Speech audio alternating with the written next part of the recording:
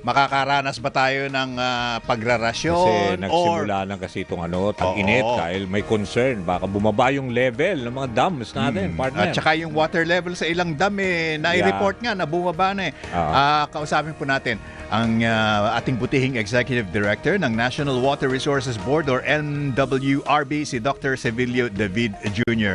Dr. David, good morning po. Si Peter at Danny dito sa Balita Patan. Yes po, magandang umaga, Peter at Danny at sa mga kasama po natin, kababayan po. Good morning, Dr. David. Good morning, sir. So ano po ang state of our dams address or Akala ko SODA? state of calamity na naman. Hindi. State of our dams. parang soda. Bumababa po ba? Are we going to get through etong ating tag-init na walang problema sa supply ng tubig? Opo, no? Yan po yung normal na nangyayari po sa ngayon, no? Lalo po pagkapapasok na po yung tag-init or summer season, ay medyo mababa po, no? Yung mga pag-ulan, no? Na nararanasan po natin. At naging isang epekto po niyan ay yung mga pagbaba, no? Ng mga level po, no? Ng mga dams natin. At isa po sa medyo masusi nating binabantayan ay ito pong yung sa may Angat Dam, no? Kasi nga po halos 90% po Yes, ng yes. supply ng Metro Manila, kasama rin po yung karatig bayan sa Rizal, Bulacan at Cavite, ay dyan po kinukuha, no, yung iba nilang pangailangan, no? Yung karamihan po ng pangailangan nila. Kaya po sa ngayon, ang level po, no, ng Angat Dam ay nasa 197 meters.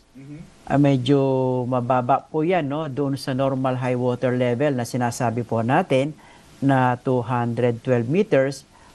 Pero mataas pa rin po doon sa minimum operating level na sinasabi po natin na 180 meters po.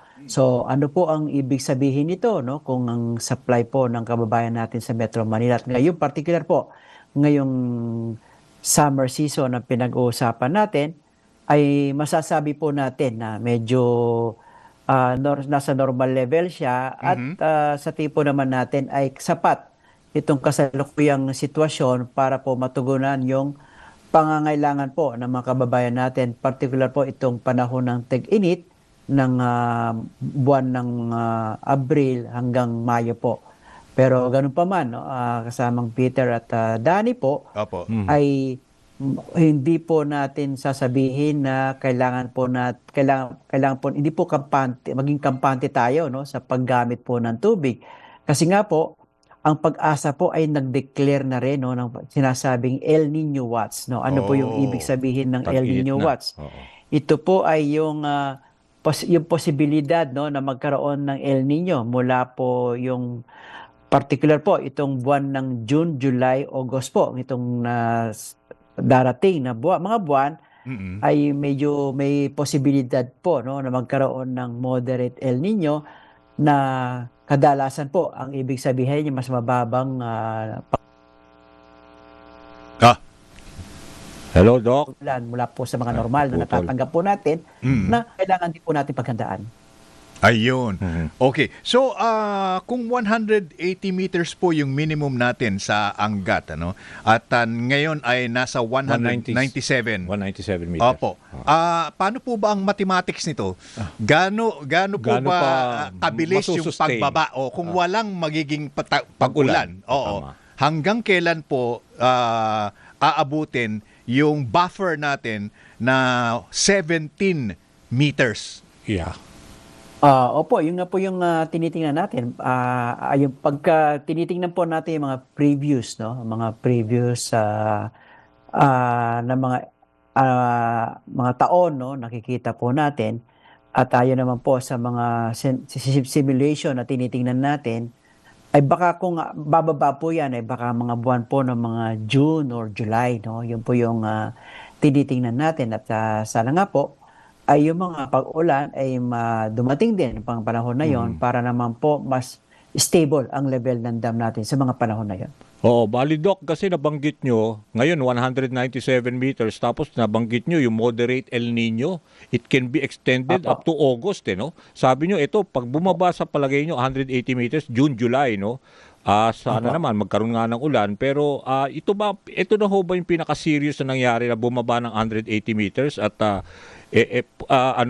kailan ho ba 'to nangyari at saka ano ho na pwede nating gawin at anong mga lugar ang maapektuhan kasi ang alam ko 27,000 hectares din agricultural land sa Angat Dam diyan sa Bulacan ang apektado rin eh. Tama po 'yan, Danny, Oo. 'no. Kaya nga po, isa po sa pagka bumaba po ng 180 meters, 'no, ito po Oo. yung ano natin, ay isa pong, adjustment na kailangan nating gawin ay yung mga pangangailangan ng kababayan natin sa irigasyon po, 'no, sa Bulacan at Pampanga. Kasi nga po 'pag gano'ng level medyo nahihirapan na rin po, 'no, yung, dam para mai-release po, 'no, yung, para po sa irigasyon.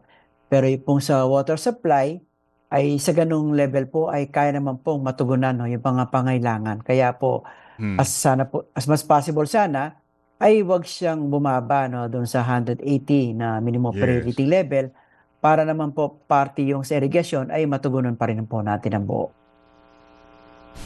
Bali, ano ho, if ever ho ba na pag bumaba dun sa serious level na ganyan, meron ho ba tayo na-identify na mga lugar na unang, let's say, matatamaan kaagad ng water rationing kung mangyari man?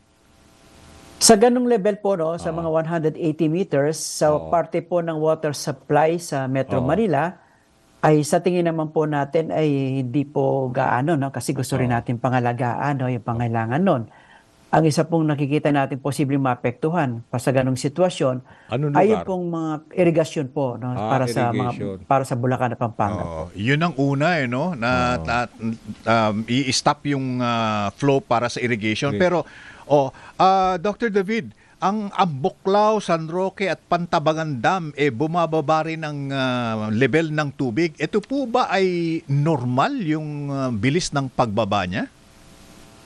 Sa ngayon po, sa ganitong panahon, 'no, lalo po papasok na yung mga summer, ay normal po, 'no, pababa sila, 'no, at, kaya nga po kailangan tingnan din sila or bantayan din kasi, yun naman pong pangangailangan natin, 'no, yun po kasi mga dams na 'to ay para po sa hydropower, 'no. So, sa power, requirement po at, kasama na rin po yung sa irigasyon na requirement, 'no, at, wala po 'to sa kasalukuyan, 'no, wala pong water supply, 'no, na, pinanggagamitan, 'no, at, ngayon po Angat Dam ang merong, ang isang dam na ang pinanggagamitan po niyan ay water supply, irrigation at kasama na rin po Mm. yung sa hydropower po. Yeah, isa pa lang tanong Dr. David. Meron kasing naka-schedule sa Thursday, April 2 itong Zamboanga City Water District magi-implement ng water rationing ho. Bali sa East Coast some parts ng central areas dahil daw intermittent rains over the past days so hindi nag-normalize yung water level doon sa Pasunangka Dam. So how serious is this going to be? Sa ngayon po, 'no, Oo. hindi pa wala pa medyo kulang po tayo sa impormasyon na gano'n at, sa Oo. tingin po natin, isa po rin sa paghihingan natin ng karapatang impormasyon at, sa ngayon po wala pa kaming mga mabibigay Okay. na Sa komento diyan Zamboanga po. City. Oo, yun ang Opo. info. Mm. Okay. Dito po sa atin, sa Metro Manila, or at least doon sa bayan namin ni Danny, Sa Quezon City, sa North. Oo. Kami po yung nasa bundok ng Tralala. Oo. Ang maganda yung ang lakas ng pressure ng tubig, pero Yes, meron malakas. pagdating ng alas 10 ng gabi, humihina na siya. Pero nakakarating pa rin man sa second floor, Tapos bubuksan ulit yata, full pressure na naman ng alas 4 ng madaling araw. Ang tanong po is, do you have plans po para yung low pressure agahan at saka siguro buksan ng mga alas 5 ng madaling araw na lang? Ano pong mga plano para makapagtipid tayo? Kasama po 'yan, 'no, sa tinatawag nga nating water conservation or demand management strategies na inimplement po ng NWSS at mga konsesyonaryo, 'no. Unang-una po, siyempre 'pag sa gabi ay hindi naman gano'n kalaki ang demand, binabawasan po, 'no, yung, pressure. Pero gano'n pa man, pinapanatilihin pa rin na meron talagang, supply na dadaloy po sa ating mga faucet. Mm-mm. So, kaya po nakikipag-ugnayan tayo sa WSS na agaran, 'no, mas agahan, 'no, ito pong, pag-implement no ng water conservation at demand management kasi mga po gusto na rin nating paghandaan no ito pong napipintong El Nino na nababanggit po ng pag-asa na posibleng makapekto sa atin sa mula po ngayong mga buwan ng June hanggang sa magtapos po ng taon na to no yung tinitingnan po natin na sana naman po ay hindi makaapekto ng matindi ito at naabangan po natin kung sakali magbago po yung sitwasyon.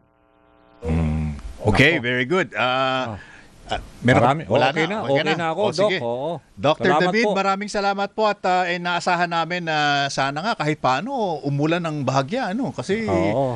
talaga Sobrang tindi tuyong-tuyo init eh. Oo, ngayon eh. Oo, sabi nung ating liaison officer na si Fred. Oo. Sabi niya, kaya ang daming bunga ng mga mangga ngayon Yun. dahil hindi inulan yung Kaya nga. bulaklak. Tama, Oo. tama. So, At yun. saka Holy Week normally, di ba? Yeah. Ganyan talaga yung kasagsagan ng yung heat index natin. Ramdam na Oo, ramdam. oo. Yan. So, magtataas ba ng presyo, Doc David? Ay sa ano po yan, sa NWSS po kasi yan, Ay, no? So, Silang siguro po, regulating body. Yeah, okay. silang regulator natin kung kakaroon po ng adjustment, no? But sa parte po natin mas maganda ngayon kahit summer po, no? Medyo i-control po natin ng konti yung paggamit natin ng tubig. At alam naman po natin medyo malinsangan at medyo mataas po ang pangailangan sa tubig. Mas maganda rin po kahit ganon pa man i-regulate po at kontrolin ng konti o kung magsa-shower man medyo bilisan ng konti at malaki Huwag pong na masyado bagay yung highly matutulong. pressurized sa mga car wash. Di ba? Tama ba, Doc? Di ba? Tama po yun. Naka sa tubig Magagalit sa iyo. pressurized car wash. Madumi, baka wag naman po na siguro nating at kung pwede pang medyo bawas-bawasan no, yung Yes. frequency ng paghuhugas, mas maganda po yun. Yes. Oo. Salamat. Bawas goli. Naspo muna. Dr. David, thank you very much po. Salamat, Doc.